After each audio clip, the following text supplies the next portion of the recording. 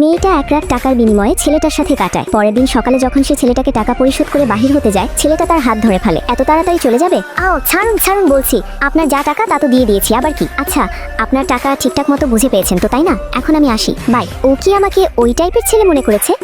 ভীষণ ঘুম পাচ্ছে। কি জেনি, অফিসে আজকে এত লেট করে এসেছো কেন? এটা কি তোমার গলায় কোথায় দেখি? তাড়াতাড়ি করে লিপস্টিক দিতে গিয়ে লেগে গিয়েছে হয়তো। ও তাই, আমি তো আবার অন্য কিছু ভেবে বসেছিলাম। জেনি, প্রজেক্টের ব্যাপারে কিছু জানো? প্রজেক্টের কি হয়েছে? ক্লায়েন্ট কনভিন্স হচ্ছে না, কোনোভাবেই ডেলিভারি নিচ্ছে না। এত বড় প্রজেক্টে লস খেলে তো কোম্পানি ডাউন হয়ে যাবে। বস এটার রেসপন্সিবিলিটি তোমাকে দিয়েছে হ্যান্ডেল দেওয়ার জন্য। প্লিজ দেখো না কোনোভাবে ম্যানেজ করতে পারো কিনা। 8863 রুম নাম্বার এটাই তাহলে। এই প্রজেক্ট হ্যান্ডেল করতে না পারলে তোমার প্রমোশন আটকে যাবে, বুঝতে পেরেছো? কিন্তু আমি কি করব এখানে? যে করেই হোক কাজটা করতে হবে। এক্সকিউজ মি, অনুগ্রহ করে দরজাটা খোলেন প্লিজ, আপনার সাথে দরকারি কিছু কথা ছিল। ভেতরে থাকা ছেলেটাকে দেখে জেনি চমকে যায়। আপনি? হ্যাঁ আমি। 8863 এটাই তো নাম্বার, নাকি আমি ভুল ঠিকানায় চলে এসেছি? আরে অ্যাড্রেস তো ঠিকই আছে, কি প্রয়োজন বলো? আবার ও কি 1 রাতের জন্য?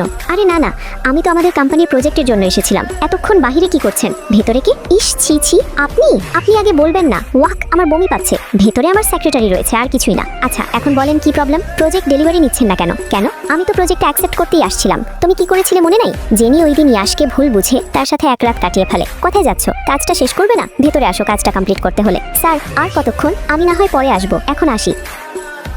আচ্ছা ঠিক আছে, অপেক্ষায় রইলাম। কার অপেক্ষায় বস? এখানে তো কাউকেই দেখতে পাচ্ছি না। এটা আমি কিসের মধ্যে ফেসে গেলাম?